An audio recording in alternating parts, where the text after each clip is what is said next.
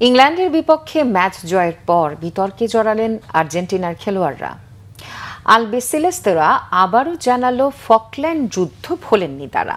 ফাইনালে ওঠা নিশ্চিত হওয়ার পর আর্জেন্টিনার খেলোয়াড়রা লাস মালভিনাস সন আর্জেন্টিনাস বা ফকল্যান্ড আর্জেন্টিনার ব্যানার প্রদর্শন করেন। তাদের বিরুদ্ধে ফিফার নিয়ম ভাঙার অভিযোগ।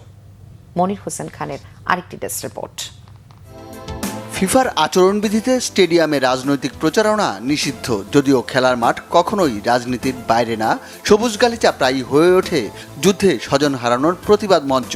ইংল্যান্ডের বিপক্ষে জয়ের পর ফকল্যান্ড দ্বীপের মালিকানার দাবিটিও মনে করিয়ে দিল আর্জেন্টিনা। ইংল্যান্ডের কাছে যা ফকল্যান্ড আইল্যান্ড, সেটাই আর্জেন্টিনার কাছে মালভিনাস। এই দ্বীপ নিয়ে দুই দেশের টানাপোড়েন চলছে যুগের পর যুগ। 1982-তে যুদ্ধে আর্জেন্টিনা হারিয়েছে 649 প্রাণ। স্বজন হারানোর কষ্ট আজও ভোলেনি আর্জেন্টাইনরা, ছাড়েনি ফকল্যান্ডের দাবি। ম্যাচ শেষে সেটাই জানান দিলেন লিয়াসান্দ্রো মার্তিনেজ ও জিওভান্নি লো সেলসো। তাদের হাতে ধরা পড়ল ফকল্যান্ড দ্বীপ আর্জেন্টিনার লেখা ব্যানার। ব্যানারটি তারা কোথায় পেলেন জানে না কেউই। জয়ের আনন্দ ভাগাভাগি করার সময় তুলে ধরেছেন ব্যানারটিও। আর এখানেই বেঁধেছে গোল। ফিফার নিয়মে রাজনৈতিক যে কোনো বৈষম্যমূলক আচরণের প্লাকার্ড, ব্যানার শাস্তিযোগ্য অপরাধ। মেসিরা কি শাস্তির মুখে পড়বেন? যদিও এর আগেও ঘটেছে এমন ঘটনা।